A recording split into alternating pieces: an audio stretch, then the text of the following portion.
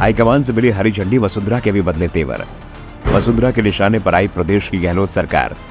गहलोत सरकार के खिलाफ वसुंधरा को मिली परिवर्तन यात्रा की कमान।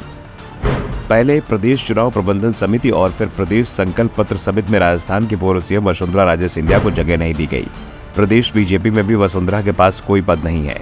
राजे की नजरें प्रदेश अध्यक्ष पद पर भी थी, जो उन्हें नहीं मिला। विधानसभा में नेता विपक्ष का पद भी उन्हें नहीं मिला और चुनाव को लेकर जो समिति बनी उसमें भी उन्हें जगह नहीं मिली। वसुंधरा परेशान थी तो उनके समर्थक निराश दिखाई दे रहे थे, लेकिन फिर अचानक ही बीजेपी के परिवर्तन यात्रा को लेकर बड़ा ऐलान हुआ। पार्टी इस बार 4 परिवर्तन यात्रा बैक टू बैक निकाल रही है और चारों की कमान अलग अलग नेताओं को सौंपी गई है।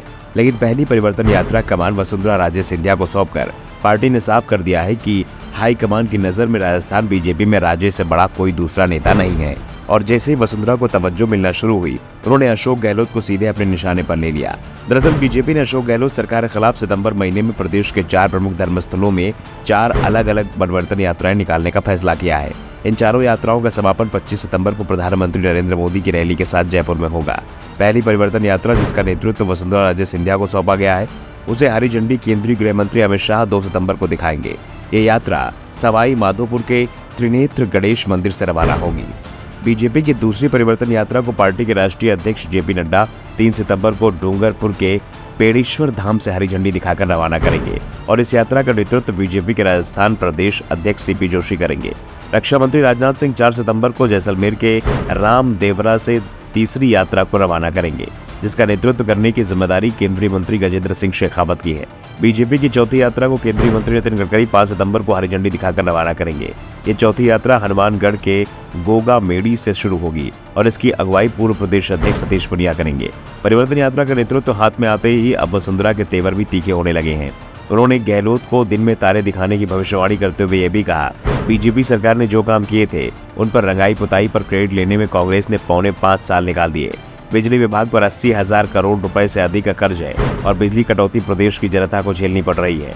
2030 की बात करने से पहले मुख्यमंत्री पिछले 4 साल का रिपोर्ट कार्ड देख लेते तो शायद यूं कोरे सपने नहीं देखते, क्योंकि जनता अब आपको दिन में तारे दिखाने वाली है। वसुंधरा के तीखे तेवरों को देखते हुए अब उनके समर्थकों में उत्साह दिखाई दे रहा है। दावा किया जा रहा है कि वसुंधरा परिवर्तन यात्रा के जरिए पार्टी हाईकमान को अपनी ताकत भी दिखाएंगी, क्योंकि वसुंधरा पहले भी यात्रा निकालना चाहती थी, लेकिन पार्टी हाईकमान से उन्हें मंजूरी नहीं मिली, जिसके बाद उन्होंने देव दर्शन कार्यक्रम बनाया और इसी के बहाने पार्टी कार्यकर्ताओं से संवाद भी किया। लेकिन इस संवाद कार्यक्रम में इतनी भीड़ जुट जाती थी जितनी बीजेपी के केंद्रीय नेताओं कार्यक्रम में भी नहीं जुट रही थी। और इसी के चलते अशोक गहलोत ने कई बार तंज भी कसा था कि बीजेपी नेताओं की सभाओं में जनता नहीं आ रही है, लेकिन गहलोत ने यह कभी नहीं कहा कि वसुंधरा की सभाओं में भी जनता नहीं आ रही, क्योंकि गहलोत को भी ये एहसास था कि वसुंधरा की सभाओं में जबरदस्त भीड़ इकट्ठा हो रही है और अब वसुंधरा को मौका भी मिल गया है। परिवर्तन यात्रा के सहारे वो हाईकमान तक अपनी ताकत दिखा सकते हैं और इसी के सहारे वो अपने समर्थकों को टिकट दिलाने का दबाव भी पार्टी पर बना सकती हैं। वैसे वसुंधरा और उनके समर्थकों की इच्छा है कि राज्य को सीएम उम्मीदवार घोषित किया जाए, लेकिन अभी तक इस तरह के कोई संकेत पार्टी हाईकमान ने नहीं दिए हैं। Bureau report, the Navdarpan news.